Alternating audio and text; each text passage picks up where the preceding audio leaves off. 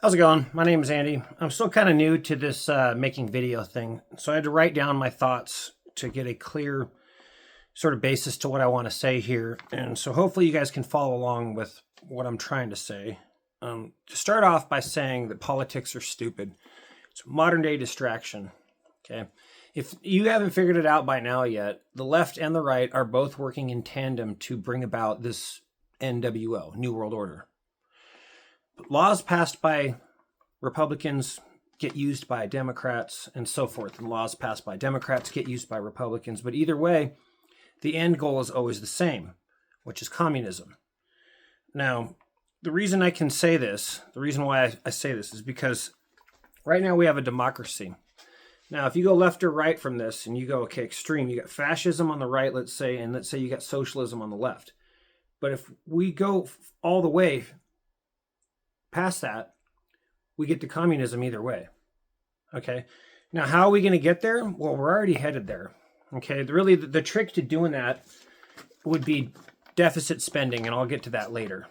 Okay. Some of the laws that have been passed, I'm going to go back to the pattern that I was talking about. Some of the laws that get passed get used for other people. Like, for example, the 9/11 laws, the Homeland Security laws that were passed after 9/11. The January 6ers were held under that law. Okay, so just think about that for a second.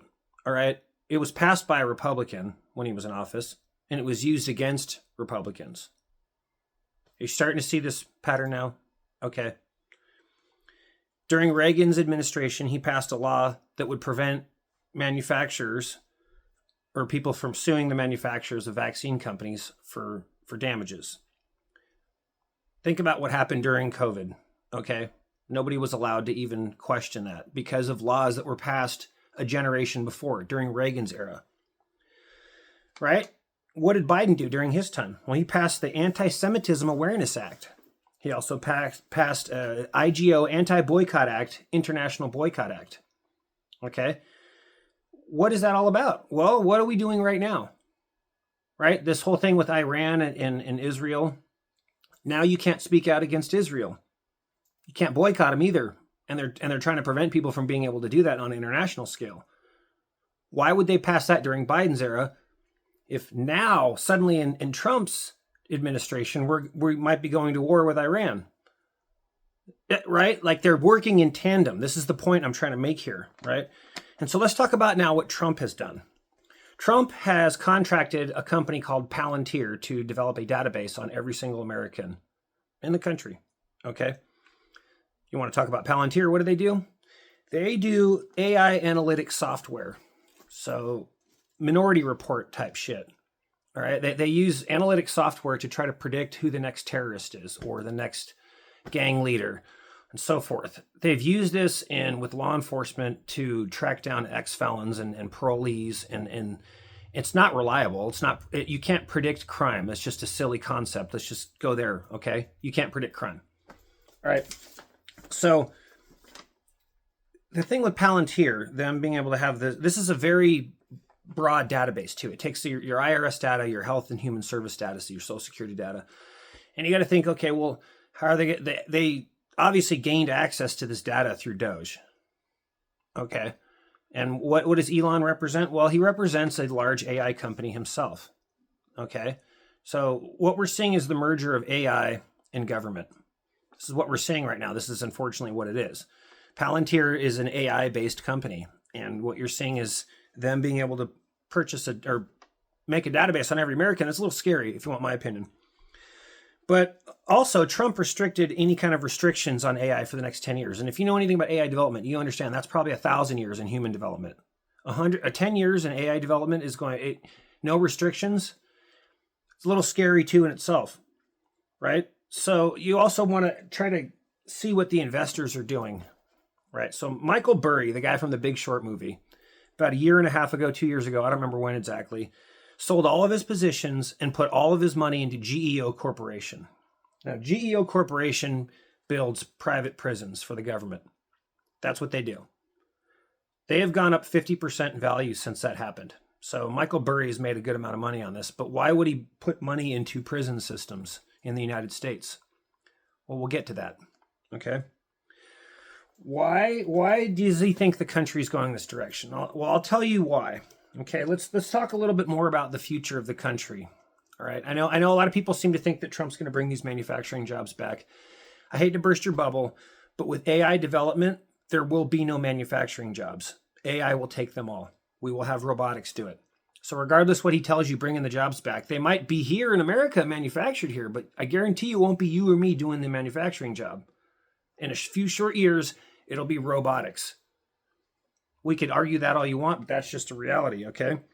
So we're going to have this huge disruption in the economy, as they call it, right? Which, if you're wondering, the economy only really means people. So that's all I really mean, productivity of the people, okay? So when you rob the productivity, and I mean, we obviously know this is, 80% unemployment from AI is going to lead to essentially riots, right? Or they're going to have to provide us with basic necessities, a UBI, some sort of universal basic income, okay? First off, how long do you think that's going to last with these greedy elites? Probably not very long at all, And so we're going to come to this situation in society where you're going to have some sort of AI social grid, like a social credit score, right? Like, have you been good this week? Well, you can have your ducats, your shekels for the week, okay? Your UBI.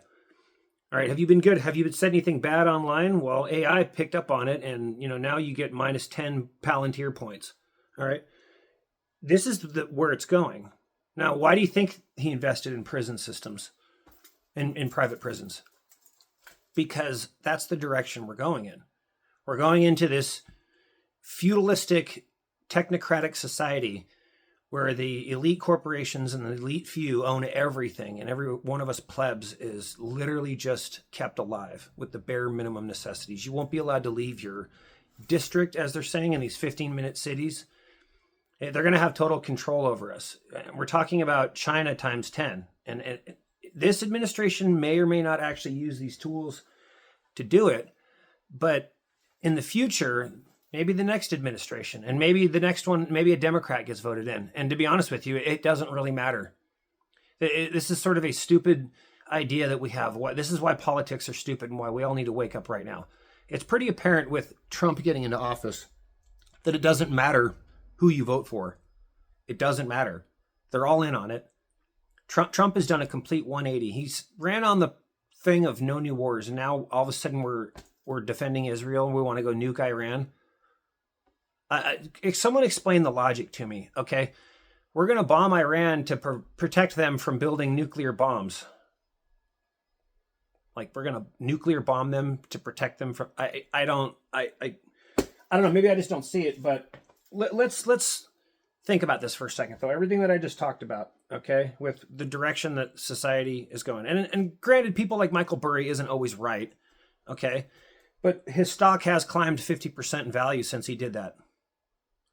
GEO Corp is getting contracts. I do believe they're the ones that built the prisons in El Salvador. I could be wrong on that. I'm pretty sure they're the ones that built CSOT or CCOT or whatever that supermax prison, right? So here we are, kind of inching our way forward. And if we do escalate this to a WW3 type situation, it will completely bankrupt our country even worse. The spending spree is going to get even worse, right? And so I'm going to go back on the topic about how this is how I know both sides are working in tandem because of this. Because it doesn't matter who's in office, we always end up in war, which, as Frank Zappa said it, I think one of his best quotes is that the government has become the entertainment arm of the military-industrial complex. I may have butchered that, but I think you guys get the idea. Modern-day politics has become a soap opera, has become kayfabe, or however the word is pronounced, wrestling. Left versus right, red versus blue, Ford versus Chevy. It's all just good versus evil type thing. And they want you to believe that your side's good and the other side's evil. And the reality is both sides work on the same principle of deficit spending. Their goal, the elite, their goal is just to spend as much money as they possibly can. Because the quicker that they devalue that dollar into absolutely nothing, the quicker we are financially destroyed and broken and poor. And then they can do what they want with us. Then they can put in their new type of government, new type of financial currency, new type of system. The point is to break us down to where we have to accept the new paradigm. So, yeah, I was getting a phone call. I had to pause that. But I think you guys kind of get the point. I guess where I'm going here is that we're kind of screwed. The pooch is screwed. We're cooked. Okay, there's not really much a lot of us can do about it. We are going to be poor people, the plebs, every one of us. Doesn't matter, even if you have some assets and you have some money.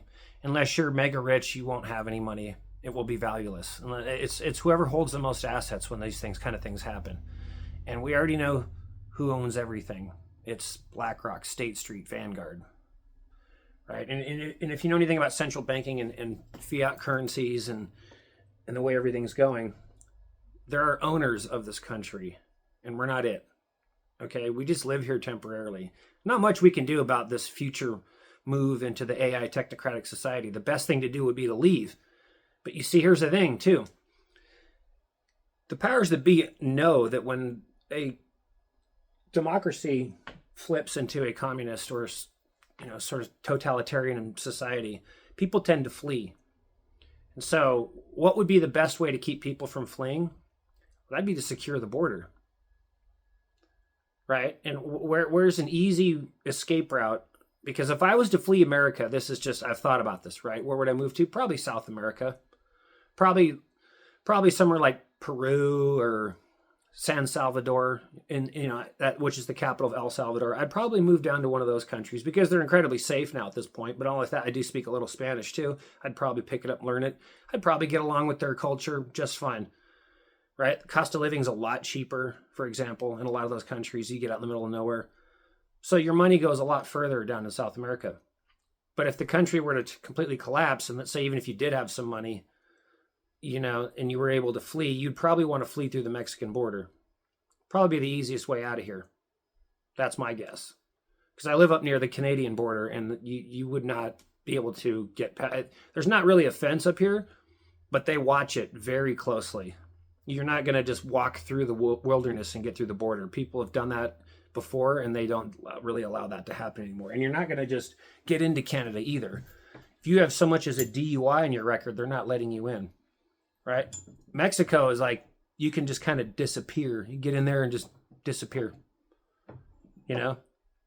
I would imagine so. But anyways, that's going to end this short video. I'm at 12 minutes. But I want everybody to kind of wake up and kind of see what's going on here and understand that this idea of arguing politics is just immature and stupid. And I mean that with the most sincere, with the most amount of disrespect. I really don't. I cannot do left or right politics anymore. It is just incredibly, the amount of brainwashing propaganda that's going on. And I can't talk to people about half the shit I talk about. So I'm going to try to use YouTube as maybe like a coping mechanism for what I see the world going through. And so I'm going to keep this video somewhat short and to the point, is that we are headed for disaster and there's not much many of us can do about it. I have some ideas on how to escape the matrix, which we'll get into another video. So you guys enjoy your Saturday.